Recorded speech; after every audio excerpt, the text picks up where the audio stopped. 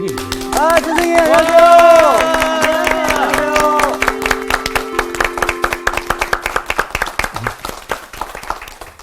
안녕하세요. 안녕하세요. 네. 그렇죠. 상우 씨 좋아 보이네요, 오늘. 네네, 감사합니다. 네. 아주 그 단정한 모습이 돌아왔네요. 그 전까지는 단정하지 않았나 봐요. 어떤 때는 뭐 좀 아파 보이기도 하고. 아, 예. 그런데 오늘은 아주 좋아 보이는데요. 아, 감사합니다. 예. 뭐 엉뚱한 얘기를 해서 미안합니다. 네. 근데 지난 시간에 네. 우리가 공부할 때 하나님은 끝없이 백성들에게 어떤 메시지를 주셨어요. 네, 네. 그렇죠. 그 메시지에 담겨 있는 의미는 뭐였죠? 돌아오라. 돌아오라라고 하는 것이죠. 돌아와 이렇게 얘기하지 않더라도 어떤 일이 내게 벌어졌을 때 그렇죠, 사인이죠. 사인이지 일종의 하늘이 우리에게 보여주고 있는 사인이라고 하는 것은 우리에게 참 사람이 되라고 하는 일종의 초대일 겁니다. 그러니까 참 사람의 길에서 우리가 자꾸 벗어나기 때문에 그렇죠. 참 사람이 된다고 하는 것은 어떤 의미냐면 성경에 하나님이 인간을 창조하실 때 하나님의 형상 따라서 만드셨다고 얘기하잖아요. 네, 맞습니다. 그러니까 하나님의 형상이라면 내가 네.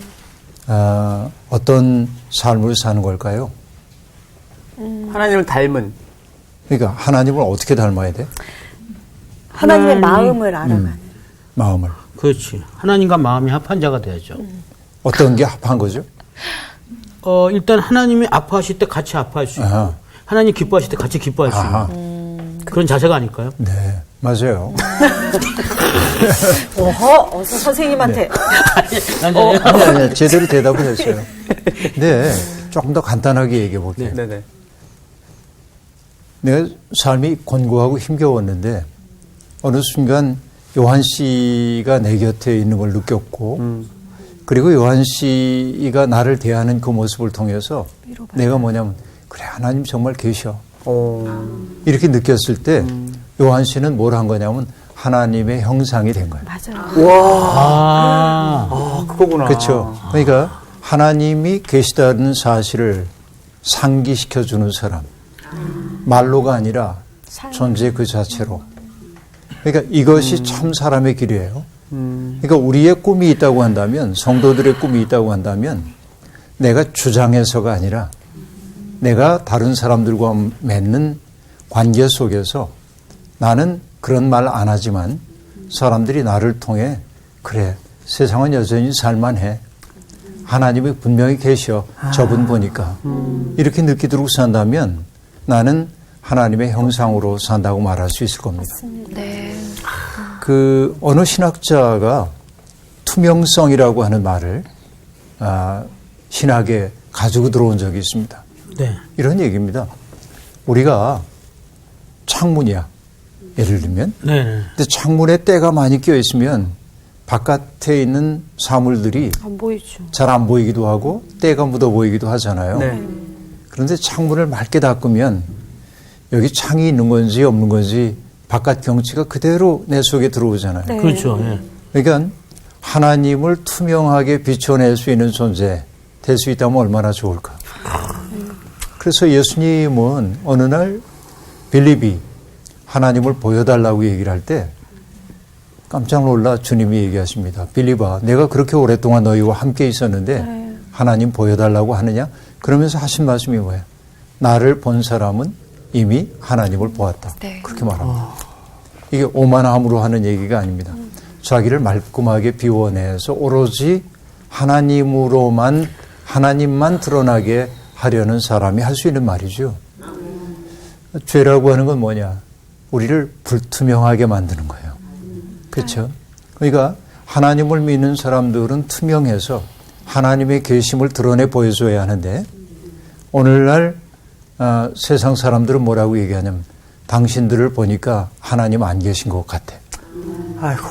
이렇게 말한다면 오늘 우리의 신앙생활은 전도된 신앙생활이라고 네. 말할 수밖에 없겠죠. 그래서 하나님은 다양한 방식으로 우리에게 돌아오라고 하는데 어떤 게 하나님의 음성인지는 알기 어려우나 지혜로운 사람은 내 생 속에서 벌어지는 모든 일들을 하나님이라고 하는 중심을 향하여 오라고 하는 초대로 받아들이는 사람이 지혜로운 사람이에요.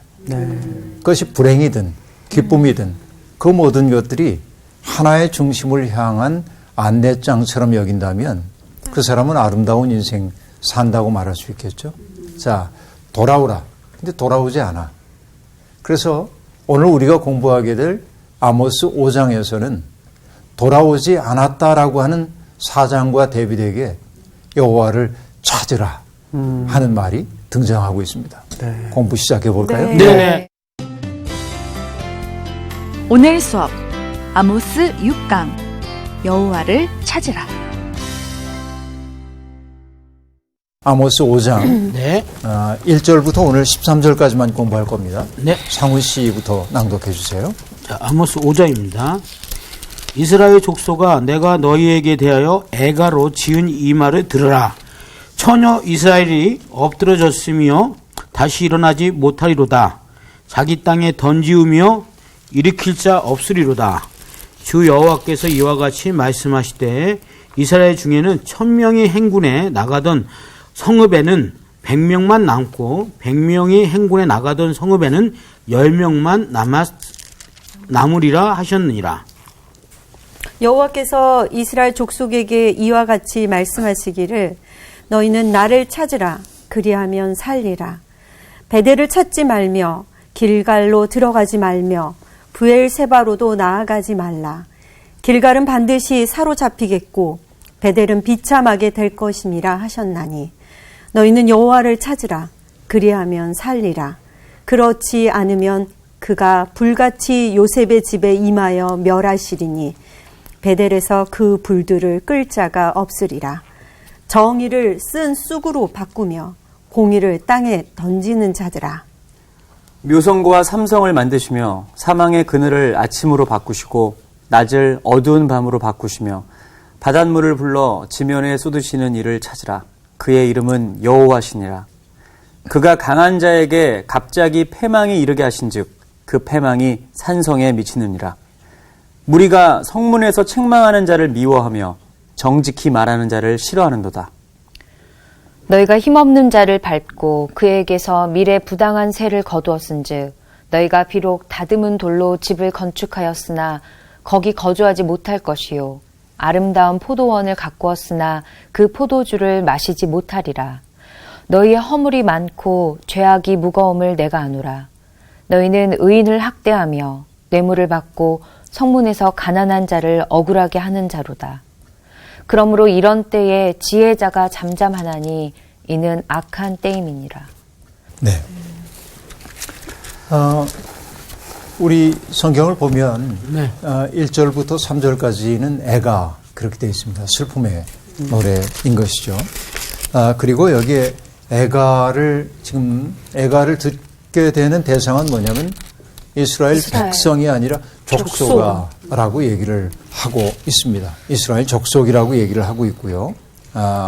말하는 주체도 하나님이 아니라 예언자가 지금 하고 있는 말입니다. 예언자가 그 나라를 두고 지은 하나의 애가입니다. 그런데 그 애가의 내용이 뭐냐면 처녀 이스라엘이 엎드러졌으며 라고 말하고 있습니다. 그러니까 처녀 이스라엘이 엎드러졌다고 하는 것은 여기 처녀라고 굳이 얘기하고 있는 까닭이 뭐냐? 뭘까요? 왜 처녀라고 얘기해요? 어떤 순결함. 네, 마땅히 그렇게 돼야 하죠. 처녀 이스라엘. 근데 결혼도 못 해보고 죽었어. 아이고, 그러는. 아. 더 안타까운. 정말. 그렇죠. 뭔가 생명을 잉태하고 생명을 출산하고 하나님은 그런 삶을 이스라엘에게 원했어요. 네, 그러니까 바람을 심어 광풍을 거두는 삶 말고 아름다운 것들을 품어서 그것을 세상에 결실로 내놓아야 하는 이스라엘이 그렇게 하지 못한 거예요. 다시 얘기하면 뭐냐면은 이게 이제 그 여성과 관련된 용어여서 저기 조금 좀 오해의 소지가 있긴 하지만 어떤 분은 그렇게 얘기합니다. 불임의 상황 속에 있는 거예요. 사람들이. 네. 그러니까 뭔가 생명을 잉태하고 그걸 낳아야 하는데 그러니까 여성만이 아니라 남성도 똑같은 거죠.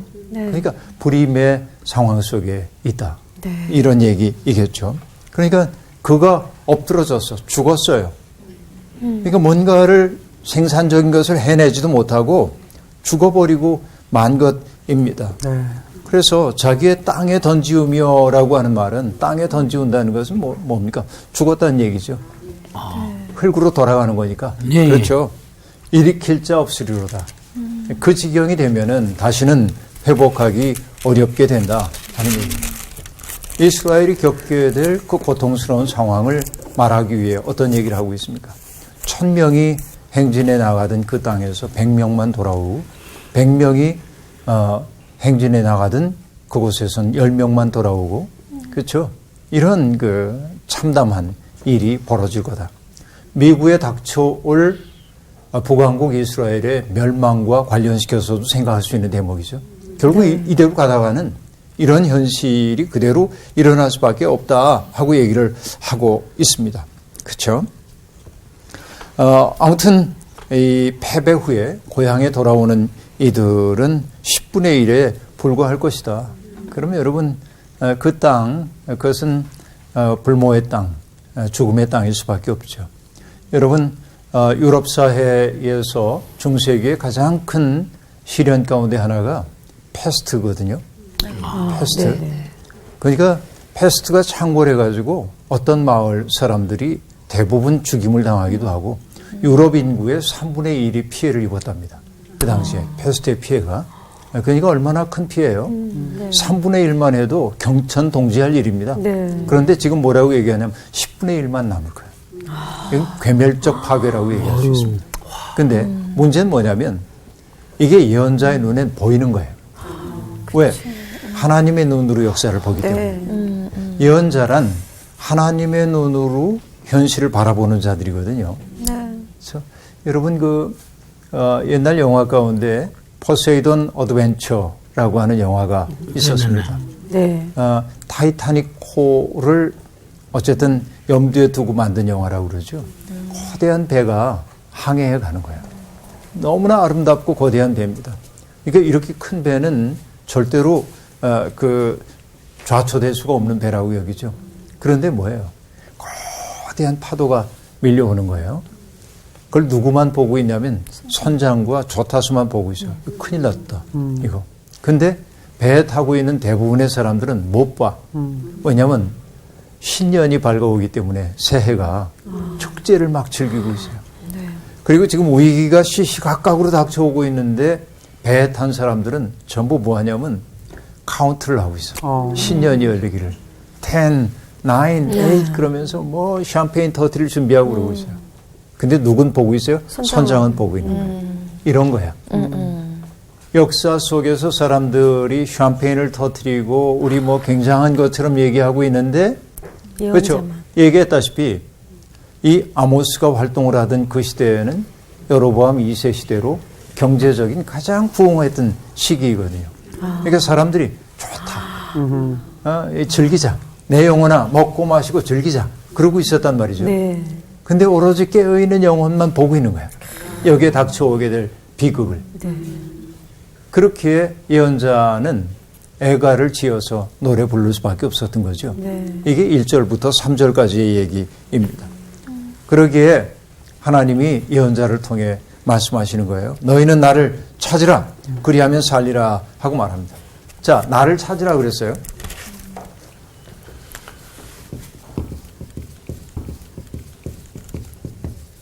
근데 그 다음에 나온 얘기가 뭐냐면 너희들 베델로도 가지 말고 네. 길갈로도 가지 말고 부엘세바로도 가지 마. 이건 부엘세바는 남왕국의 제일 남쪽에 있는 이스라엘 영토를 얘기할 때 단에서 부엘세바까지 하고 얘기하는 헤브론보다도 남쪽에 있는 것이 부엘세바인데 네. 그러니까 이런 곳을 찾아가는 행위가 신심 깊은 행위라고 사람들은 생각을 하고 있는데 네. 그러니까 여기를 찾아가는 그 행위 자체가 하나님을 찾는 거로 여기고 있는데 아모스는 분리하고 있어요. 나를 찾으라. 여기를 찾아가는 게 날 찾는 거 아니야. 이게 중요한 겁니다. 네. 그러니까 베델과 길갈과 부엘세바를 찾아가지만 하나님은 안 찾는 사람들이 많다는 얘기예요. 그래서 이사야서에서도 이사야 1장 12절인가요? 몇 절인가요? 거기 이렇게 얘기합니다. 성전에 마당만 밟는 자들이 있단 말이지. 마당만 밟는 거야. 그러니까 성전에 온 까닭은 뭐예요? 하나님의 현존 앞에 서서 나를 돌아보기 위함이에요. 그러니까 하나님의 마음에 비추어 나 자신을 돌아보는 일이 아니라면 하나님 만난 적이 없는 거지. 그래서 지난 시간 아모스 4장에서는 너희의 11조, 너희의 재물, 너희 좋아서 하는 일 그랬잖아요. 그러니까 모든 종교 행위가 그렇게 될 수도 있다는 겁니다. 근데 결국은 그런 성소의 감으로 내가 해야 할 도리를 다 했다고 생각하는 사람들에게는 그들은 재앙을 만날 텐데 사로잡히거나 비참하게 될 것이다. 그렇게 말합니다. 자, 저는 이 얘기를 강조하고 싶은데요. 교회 안에서 좋은 신자처럼 보여. 그런데 일상의 삶의 자리에서 사람들을 함부로 대한다든지 자기의 욕망을 충족하기 위해 다른 사람들을 수단으로 대상화하는 사람들은 저는 실질적 무신론자라고 생각해요. 가장 거룩한 용어를 입에 달고 살아도 내가 누군가를 아끼는 마음이 없다고 한다면 난 하나님 안 믿는 사람인지도 몰라요. 이 반성을 좀 해야 돼. 그래서 어떤 사람의 영성이 깊어진다고 하는 것은 남이 보지 못하는 환상을 보았다든지 남이 듣지 못하는 음성을 들었다는 것이 아니고 그런 거 못 들어도 괜찮아. 보지 않아도 괜찮아. 하나님의 마음이 내게 느껴져서 다른 사람들을 아끼게 되고 그렇죠? 그 유대교 랍비가 들려주고 있는 얘기 가운데 이런 얘기가 있습니다. 어떤 사람이 어려워서 나를 찾아와요. 그럴 때 그에게 경건한 말로 그를 돌려보내지 말래. 어떤 말이냐면 이런 말입니다. 예를 들면 이런 거. 하나님께 기도해. 모든 문제를 하나님께 맡겨. 기도할게 나도. 이렇게 얘기하지 말라는 거예요. 그래서 그 랍비가 하는 얘기는 이런 얘기입니다. 마치 세상에 나 혼자밖에 없는 것처럼 그 사람을 대해야 돼. 이게 진짜 경건한 행위라는 거예요. 그러니까 우리 말로 할 때 많잖아요. 기도할게. 맞아요. 그렇죠. 인사죠, 뭐 그냥. 인사죠. 상투적으로. 기도할게. 저도 그런 말 할 때가 있거든요. 기도 중에 찔리네요. 함께 하겠습니다. 네. 진짜 기도도 하지. 근데 그것보다 더 중요한 건 뭐냐면 그 경건한 말로 돌려보내면 안 돼. 실질적으로 그를 위해 할 수 있는 일이 뭔가를 생각해야 된다는 거지. 결국 그것이 뭐냐면 영성의 깊어감이다. 그렇게 말할 수 있겠어요. 그러니까 선생님이 지금 말씀하신 그 예로 제가 힘들 때 누군가가 기도할게 이거보다는 옆에서 정말 같이 있어주는 것만으로 그치. 되게 힘이 되더라고요. 그렇죠. 그러니까 나도 누군가가 힘들고 어려울 때 기도할게 뭐 이 말은 정말 그 사람에게 하나는 위로가 안 되겠구나라는 생각이 들 때가 있었어요. 자멜 베케트라고 하는 작가가 있어요. 그분의 유명한 희곡이 있죠. 고도를 기다리며. 거기에 보면 이제 그 블라디미르라는 사람하고 에스트라공이라는 등장인물이 오는데 오지 않는 고도를 기다리고 있는 거예요. 너무 권태로워. 그러니까 모자를 벗었다 썼다 하기도 하고 신발을 신었다 벗었다 하기도 하고 그 무대 앞에 있는 조그만 나무 이렇게 쳐다보다 쓸쓸해 보이는데 우리 심심한데 저 나무에 목이나 매볼까 뭐 이러기도 하고 이게 뭐냐면 별의별 생각들이 다 하면서 이게 이제 부조리한 거야. 인생 부조리하고 네. 지금 내가 누굴 기다리는지도 모르고 네. 그런데 이제 이 막에서 그런 얘기가 나옵니다. 이 포조라고 하는 사람하고 럭키하고 뭐 이렇게 등장하는데 거기에서 막 소리를 질러요. 나 좀 도와달라고 이럽니다. 지금 무슨 소리 들었냐고 그러면서 도와달라는데 근데 그게 우리랑 무슨 상관이람? 이렇게 얘기합니다. 그러다가 이렇게 얘기해 서로. 그래도 우리가 의젓하게 한번 저 말에 한번 응답을 해볼까? 마치 지금 저 소리를 듣고 있는 건 우리니까 우리는 인류의 대표자로 저 앞에 서 있는 거니까 그렇게 말합니다. 이 대목이 굉장히 중요한데. 그러니까 도와달라고 외치는 사람의 소리를 내가 들었어. 근데 그 소리는 결국 뭐냐면 인류의 대표자로 내가 들은 거야. 내가 대표로 들은 거야. 그렇죠. 그러니까 그 사무엘 베케트가 부조리한 상황, 희망 없는 상황을 처절하게 보여주는데 그걸 통해서 그가 보여주는 희망의 단초라고 하는 것은 뭐냐? 고통받는 사람 앞에 멈추어 서고 그의 요구 앞에 응답하는 게 작은 희망일 수 있겠다. 이게 그 희곡 속에 등장하는 유일한 희망의 계기입니다. 예. 어쨌든 우리가 성서 순례를 함으로 종교적 의례를 다 했다고 얘기하지 말아라. 네. 결국은 거룩함이라고 하는 것은 일상에서 이루어져야 하고 바로 그것이 뭐냐면 나를 찾으라. 네? 성서 찾는 게 아니라 나를 찾아야 한다 하는 얘기입니다. 결국 여호와를 찾으라고 하는 말은 어떤 말일까요? 어디 계세요? 어디 계세요? 그래도 찾다 못 찾겠다 꾀꼬리 뭐 이렇게 하라는 얘기가 아니죠. 네. 그 얘기는 뭐냐면 눈에 보이지 않는 그 하나님의 마음과 접속해야 돼. 아, 예. 그래서 그 마음 앞에 내가 그 마음을 따라 내 마음을 조율하기 시작해야 합니다. 제가 조율이란 말을 좋아하는데 여기 다 뮤지션들이니까 조율하는 거 잘 알잖아요. 네. 또 떠오르는 얘기가 있는데 들은 얘기예요. 미국의 사우스 다코타라고 하는 곳에 그것은 아마 목축업을 하는 사람들이 좀 사나 봐요. 근데 거기는 이제 양떼를 데리고 산에 가고 그러면은 전기도 안 들어오고 그래서 트랜지스터 라디오 하나를 들고 산에 가서 목동들이 이렇게 지냅니다. 근데 어느 날 음악 방송을 진행하는 진행자에게 편지 한 통이 날아옵니다. 나는 사우스 다코타에서 목자인 아무개입니다. 제 유일한 취미가 있다면 이 방송 듣는 거고 그리고 내가 가지고 있는 기타를 치면서 노래를 부르는 건데 오랫동안 이렇게 떨어져 있다 보니까 내 기타가 지금 맞지 않는 거예요, 음이. 그러니까 이 음을 조율할 수 있는 방법을 좀 알려주면 좋겠습니다. 이게 나온 거예요. 어느 날 라디오를 듣고 있는데 DJ가 이렇게 얘기합니다. 사우스 다코타의 목자요. 오! 그리고 이것이 당신의 A입니다. 그리고 방송에서요? 방송에서. 오. 한 줄기 빛이네요, 진짜. 그렇죠. 그거 가지고 조율하는 거 아니에요. 네. 그러니까 이 목자가 필요로 했던 것은 뭐냐면은 바로 기준이 되는 음을 찾고 싶었죠. 네. 신앙생활이란 뭐냐면 하나님의 마음을 기준음으로 삼아서 내 마음을 거기에 조율하는 거예요. 네. 너무 팽팽해져 있어도 안 되고 너무 느슨해도 안 되고 그렇게 조율돼야 하늘의 선율을 노래할 수 있죠. 바로 그것이 하나님을 찾는다는 말이란 말이에요. 그런 얘기인 거죠. 네. 결국 하나님을 찾는 사람은 어떤 사람이냐면 자기 초월을 이루는 사람이에요. 자기를 넘어서는 거예요. 그렇죠? 여러분 초월이라고 하는 말을 어떤 분이 이렇게 설명해요. 초월이 넘어서는 거잖아요. 이렇게 네네. 넘어서는 거죠. 어려워. 뭐 신학적으로 얘기하면 초월이니 내재니 그럼 갑자기 어려워져. 무슨 말이야. 되게 어렵다. 그런데 여러분 이렇게 생각해 보세요.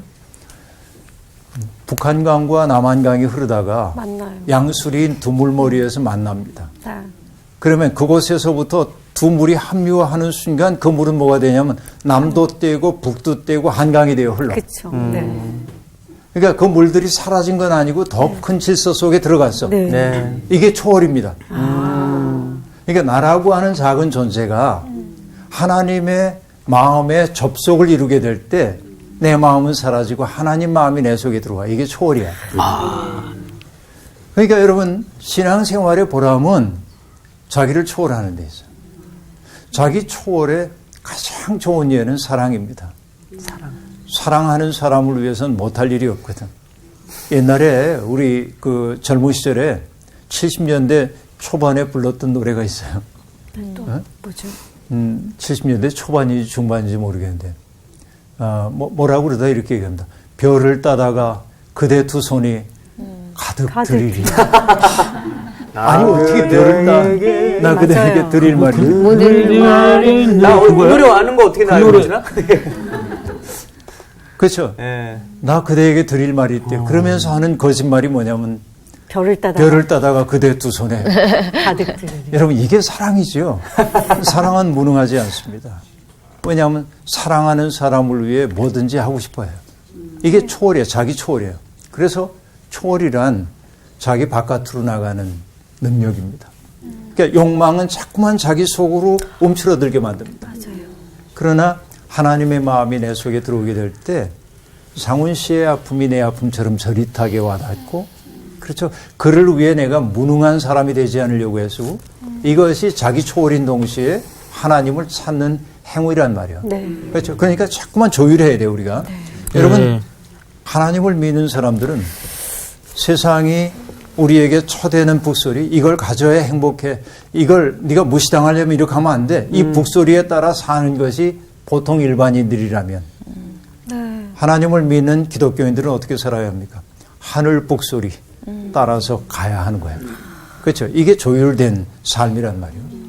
그러기 위해서는 내 마음이 자꾸만 세상의 인력에 당겨지기 때문에 언제나 하나님 앞에 나를 조율해 줄 것을 요구해야 합니다. 그래서 여러분 14세기, 13세기 말부터 14세기 초까지 독일의 신비주의자였던 토마스 아켄피스라는 분이 있어요. 그분은 그리스도를 본받아라고 하는 책으로 유명한 분입니다. 그분의 기도문 가운데 이러한 대목이 나옵니다.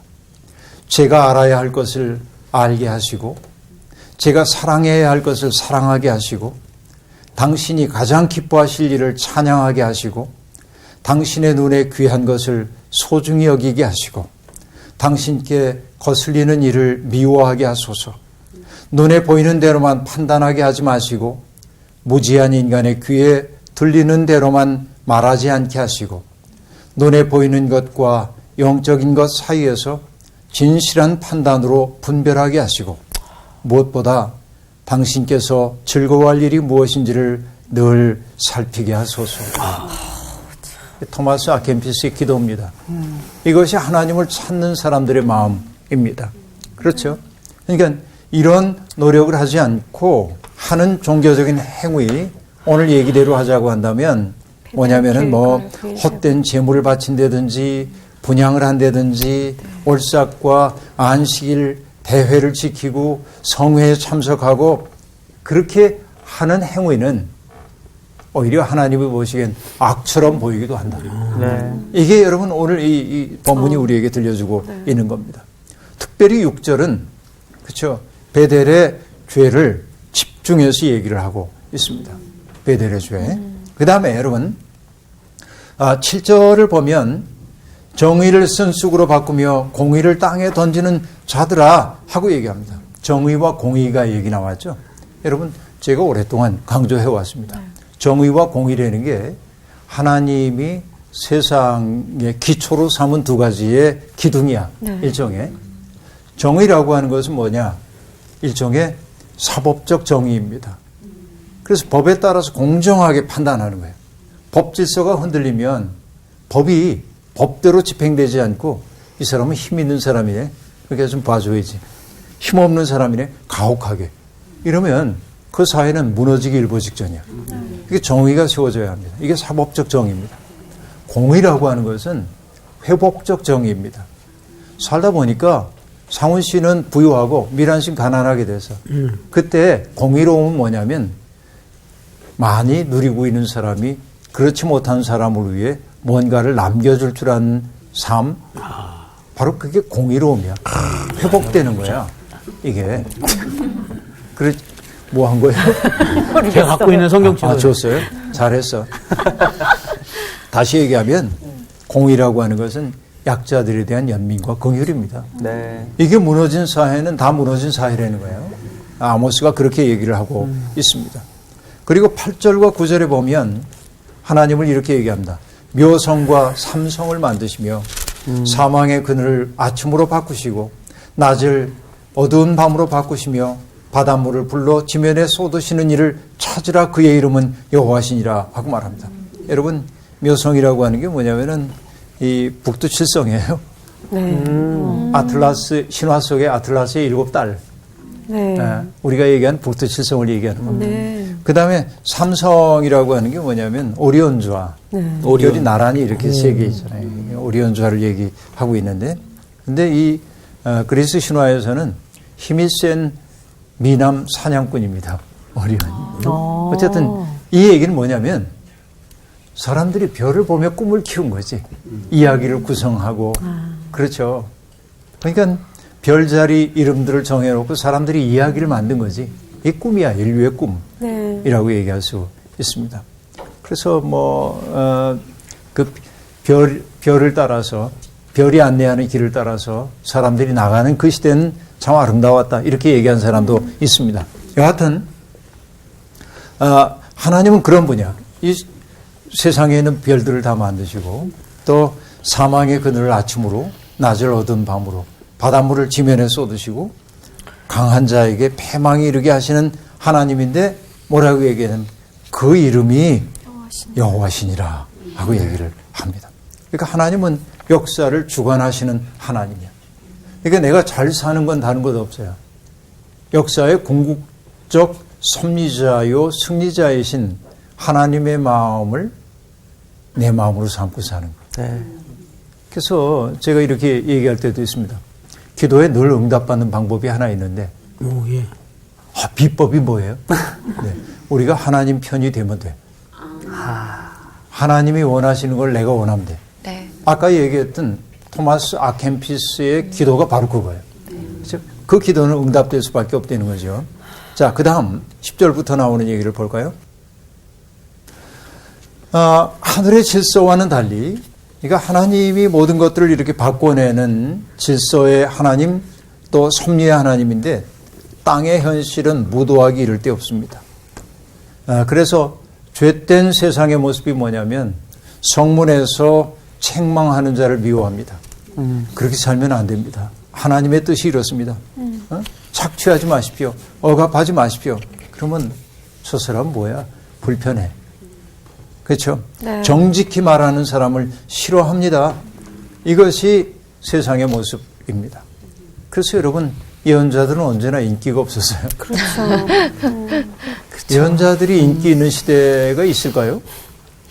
그런 시대에는 예언자가 안 나타납니다. 또. 그렇죠. 왜냐하면 굳이 예언자가 안 와도 돼.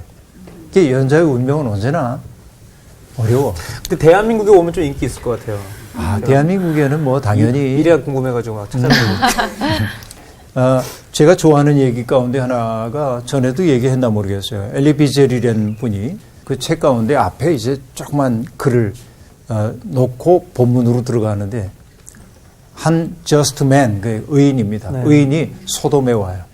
그래서 소돔에서 외칩니다. 살인하지 말아라, 간음하지 말아라, 도둑질하지 말아라.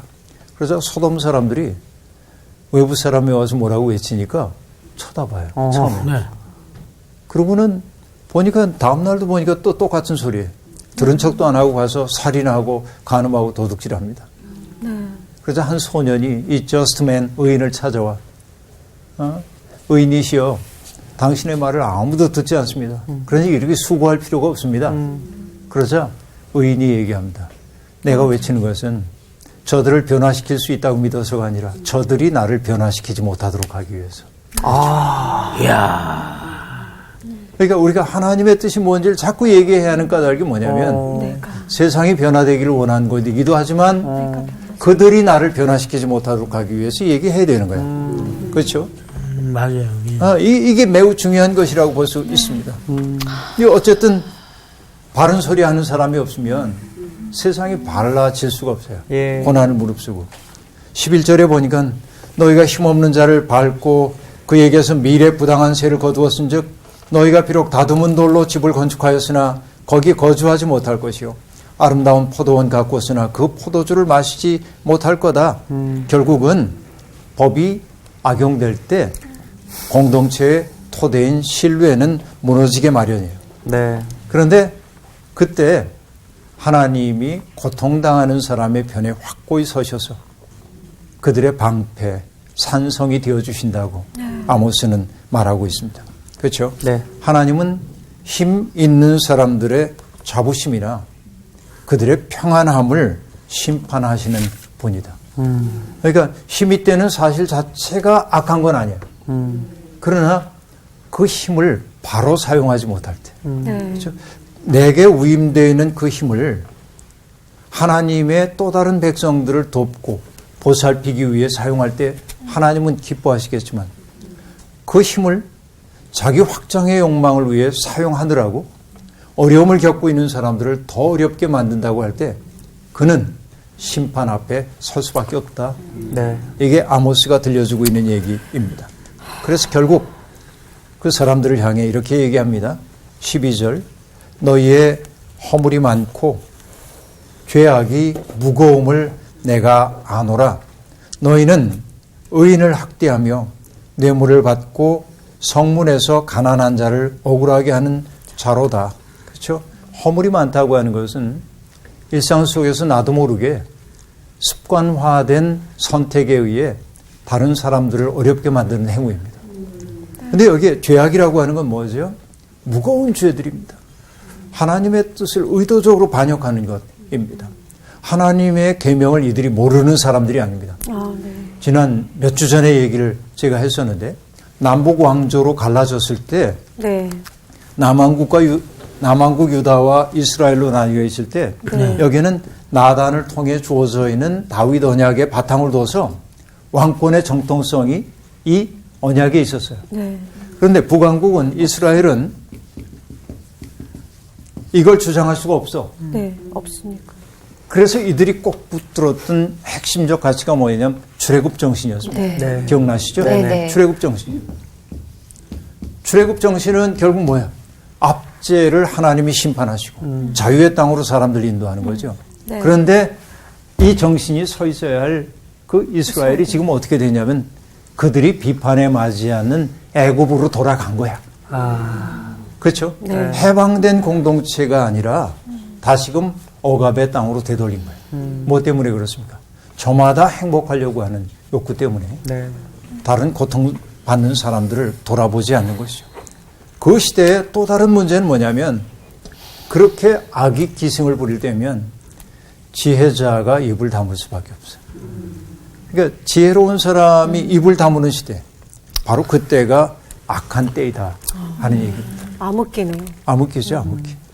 그래서 그 시편 12편에 나오는 이야기, 제가 늘 묵상하는 말이기도 합니다만, 비열함이 인생 중에 높임을 받는 때 악인들이 곳곳에서 날뛰는도다 하고 말합니다. 그렇죠? 하나님의 뜻을 무시하고 있는 사람들이 인생 중에 높임을 받을 때 악인들이 활개를 친다 이렇게 말합니다. 지금 아모스는 바로 이것을 지적하고 있습니다. 아까도 얘기했지만 예언자는 눈 밝은 사람입니다. 그래서 예언자를 프로펫이라고도 얘기하지만 the seer, 보는 사람이에요. 그렇죠? 남들 눈에 안 보여요. 지금 이 질펀한 향락세계 속에서 안 보여. 근데 예언자는 보여. 여기가 어떻게 멸망하게 되는지 말이죠. 그러니까 안타까워서라도 외치지 않을 수가 없는 것이죠. 때로는 애가를 부릅니다. 너희가 다 죽는 거 내가 봤어. 애가를 부릅니다. 그러나 예언자는 끝없이 하나님을 찾으라. 네. 그렇게 말합니다. 4장에서는 너희가 돌아오지 않았어 라는 말을 했다면 5장에서는 나를 찾으라. 찾는다고 하는 것은 내 욕망을 이루는 게 아니라 나보다 더 크신 하나님의 마음을 기준음으로 삼아서 나의 흐트러졌던 마음, 너무 팽팽해진 마음을 조율해서 하늘의 선율을 연주하는 사람이 되는 것이었죠. 여러분 조율이 잘 된 인생 되기를 바랍니다. 오늘 수업 마칠게요. 고맙습니다. 아유, 감사합니다. 안녕하세요. 안녕하세요.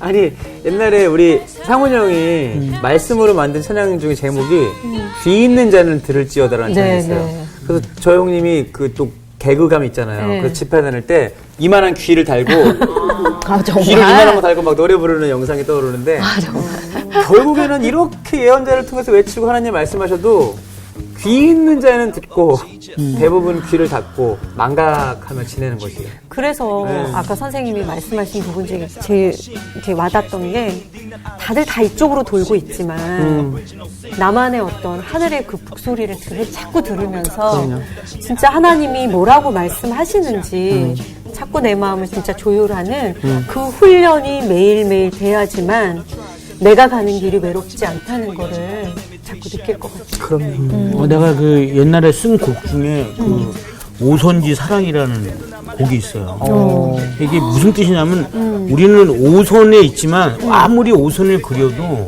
앞에 높은 자리를 어떻게 그리느냐에 따라서 음을 정할 수 있을 거예요. 그 높은 자리표, 그러니까 높은 자리표가 우리 하나님이 그 높은 자리표가 되는 거예요. 그럼 우리는 서로의 미가 되고 솔이 되고 도가 돼서 시, 화음을 만들 수 있죠. 갑자기 그 곡이 떠올라요. 저 멘트 생각했는데 지금 오랫동안. 진짜 좋다. 아, 들켰나? 아니 근데 나는 아까 목사님 선생님 얘기하신 그 목동 있잖아. 조율하고 싶은데 방법이 없는 상황에서 간절히 원했더니 엽서에 썼더니 라디오에서 당신의 지 이렇게 나왔다 했잖아. 근데 우리한테 다 그 마음이 있어서 이렇게 성경 공부도 할 수 있고 이런 말씀을 드릴 수 있는 게 아니 그런 생각이 굉장히 많이 들어요. 이 성서학당이 아마 그 성경 공부에 조율이죠. 조율 A가 되지 않을까. 기준점. 그렇죠. 저희가 되어드리겠습니다. 네. 자, 또 기준점을 향해서 또 그럼요. 열심히 나아가죠. 또. 예. 네네. 갈까요? 야, 찾으러 갑시다. 예. 갑시다. 예, 그래 이제. 고고고! 아, 진짜. 높은 음자리 좋았어. 이번 주 퀴즈입니다. 선지자 아모스와 관련 없는 것은 무엇일까요? 1번 목수, 2번 뽕나무, 3번 드고아. 정답을 아시는 분은 CBS 성서학당 홈페이지에 정답을 올려주시거나 우편으로 보내주시면 됩니다. 선정되신 분들에게는 하나님의 말씀을 전 세계에 보급하는 대한성서공회에서 성경, 송태근 선생님의 교회가 알고 싶다, 김기석 선생님의 욥, 예레미야 산책, 끙끙 앓는 하나님, 성경 통독을 위한 최고의 자습서 성경 2.0 가운데 하나를 드립니다.